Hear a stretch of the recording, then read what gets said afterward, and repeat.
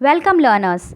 In this video we will learn what is production possibility curve, assumptions for production possibility curve, what is marginal opportunity cost and what is marginal rate of transformation. So let's start. In previous videos हमने देखा कि human wants are unlimited in nature and resources are limited in nature, जिसकी वजह से resources की scarcity हो जाती है और स्कार्सिटी के कारण हमें चॉइस मेकिंग करना पड़ता है, हमें चूज़ करना पड़ता है कि उस रिसोर्स का हम किस तरह से फुल यूज़ कर सकें। सेंट्रल प्रॉब्लम्स और इकोनॉमी यही तीन होती हैं जो कि स्कार्सिटी के वजह से होती हैं, what to produce, how to produce और फॉर हुम टू प्रोड्यूस। ये क्यों होती है? क्योंकि रिसोर्सेज आर स्कार्स, जिसकी वजह से हमें ये चॉइस करना पड़ता है कि हम क्या प्रोड्यूस करें, कैसे प्रोड्यूस करें और किसके लिए प्रोड्यूस करें, ताकि हमारे पास जो भी रिसोर्सेज है उसका हम पूरा तरह से उसका हम फुल यूटिलाइज कर सकें, उसको हम प्रॉपर यूटिलाइजेशन उसका कर सकें।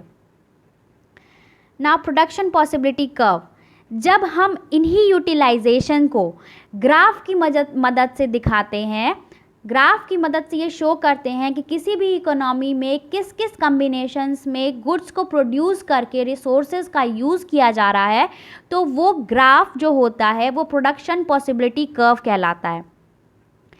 कोई भी कम्बिनेशन ऑफ टू गुड्स, ऐसा मान लिया जाता है कि टू गुड्स के ही कम्बिनेशंस को दिखाया जा रहा है, ऐसा ये माना जाता है कि इकोनॉमी में टू गुड्स ही प्रोड्यूस हो रहे हैं। ये इसलिए माना जाता है क्योंकि अंडरस्टैंडिंग को इजी किया जा सके, समझ में आसानी हो सके लोगों को, इसलिए नहीं कि ऐसा सच में होता है। इकोनॉमी में डिफरेंट गुड्स प्रोड्यूस होते हैं, लेकिन सिर्फ समझ को आसान बनाने के लिए, इकोनॉमी को अच्छे से रीड करने के लिए, उस इकोनॉमी के फंक्शंस को रीड करने के लिए, इसको आसान बनाने के लिए ऐसा मान लिया जाता है कि सिर्फ दो तरह के गुड्स ही प्रोड्यूस हो रहे हैं।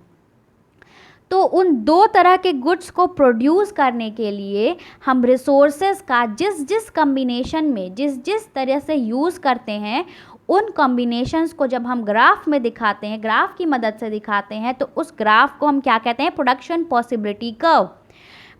PPC refers to the graphical representation of possible combinations of two goods that can be produced with given resources and technology.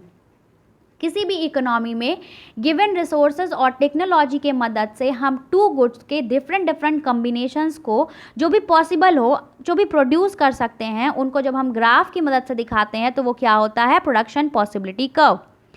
PPC is also known as production possibility frontier, production possibility boundary, transformation curve, transformation frontier and transformation boundary.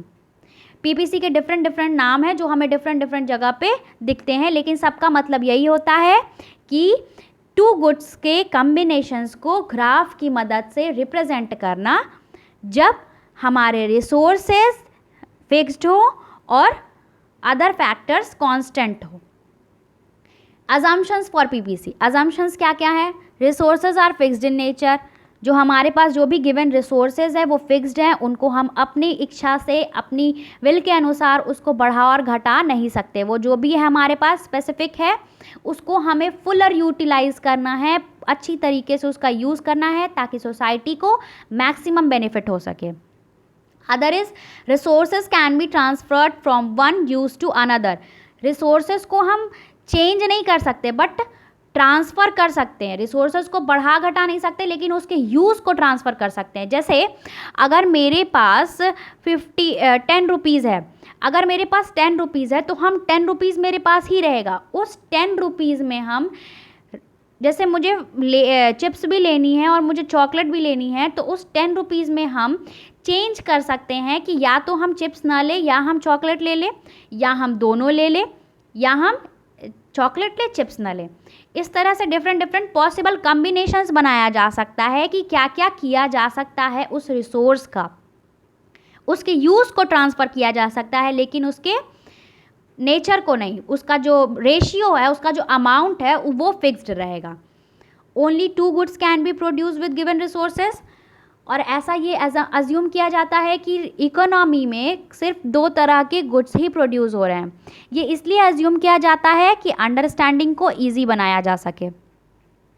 Resources are fully and efficiently utilised, resources हमारे पास scars हैं, इसलिए ये assume किया जाता है कि resources का वेस्टेज बिल्कुल भी नहीं हो रहा है, उनका प्रॉपर यूज़ हो रहा है, फुली और इफ़िशिएंटली उनको यूटिलाइज़ किया जा रहा है।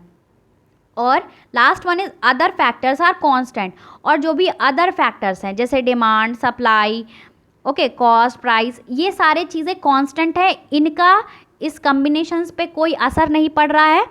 सिर्फ ये एक इकोनॉमी की चॉइसेस है, पॉसिबल कॉम्बिनेशंस को दर्शा रहा है कि जो एक इकोनॉमी चूज़ करती है रिसोर्सेज को फुलर यूज़ करने के लिए, और वेस्टेज बिल्कुल नहीं हो रहा है। Now what is marginal opportunity cost? MOC refers to the number of units of a commodity sacrificed to gain one additional unit of another commodity. हम जान रहे हैं कि हमारे पास रिसोर्सेज जो हैं वो क्या है, लिमिटेड है, उनको हम बढ़ा घटा नहीं सकते हैं, वो कांस्टेंट है, वो फिक्स्ड है। तो अब अगर हमें कॉम्बिनेशन को चेंज करना है, अगर हमें एक प्रोडक्ट या एक गुड्स ज़्यादा चाहिए और दूसरा गुड्स कम चाहिए, तो हमें एक को सेक्रीफाइस करना पड़ेगा दूसरे को गेन करने के लिए। क्यों? क्योंकि जो हमारा रिसोर्स है वो लिमिटेड है, वो कांस्टेंट है, वो फिक्स्ड है, हम उसे नहीं बढ़ा सकते, इसलिए हमें गुड्स का सेक्रीफाइस करना पड़ेगा दूसरे गुड्स के गेन के लिए। एक गुड्स का सेक्रीफाइस करेंगे तो ही दूसरे के यूनिट्स में गेन हो पाएगा, हम दोनों का गेन साथ में नहीं कर सकते हैं, एक को सेक्रीफाइस करना पड़ेगा दूसरे को गेन करने के लिए। In case of PPC, MOC is always increasing, which means more and more units of a commodity have to be sacrificed to gain an additional unit of a commodity. MOC जो होता है वो हमेशा increase करता है PPC के case में। क्यों? क्योंकि हम जितना ज़्यादा से ज़्यादा कमोडिटी को सेक्रीफाइस करेंगे उतना ज़्यादा से ज़्यादा हम दूसरी कमोडिटी के नंबर्स को या यूनिट्स को गेन कर पाएंगे, इसलिए MOC जो होता है वो हमेशा इंक्रीज़ करता है। जितना ज़्यादा से ज़्यादा लॉस होगा, जितना ज़्यादा से ज़्यादा सेक्रीफाइस होगा, उतना ज़्यादा से ज़्यादा दूसरी कमोडिटी का गेन होगा।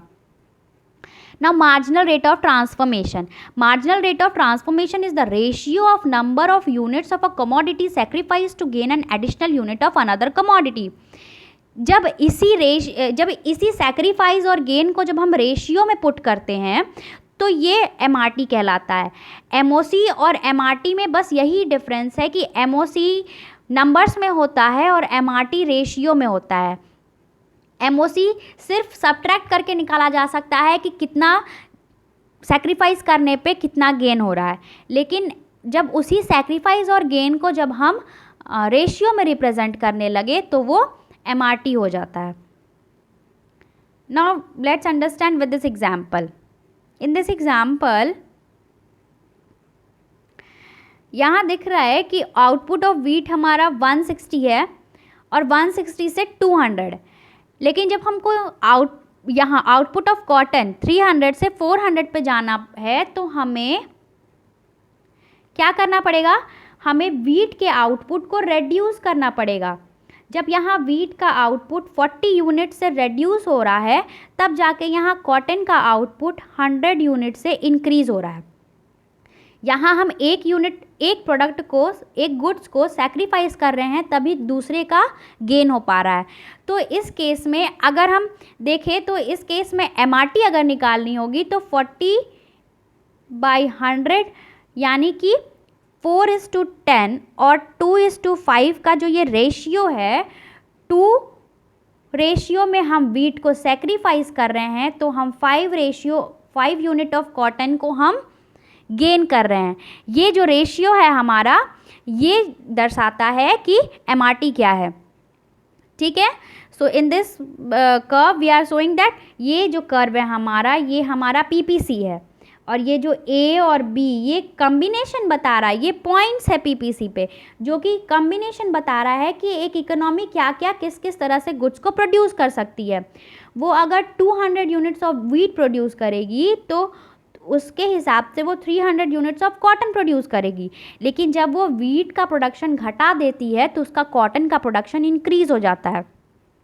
लेकिन उसको करना इसी PPC पे ऑपरेट है, उसको पॉइंट कहीं ना कहीं इसी PPC पे होना चाहिए, इस पॉइंट A और पॉइंट B की तरह, वरना यूटिलाइजेशन गुड्स का या रिसोर्सेज का फुलर नहीं हो पाएगा, उसको हमेशा पीपीसी पे ही ऑपरेट करना पड़ेगा।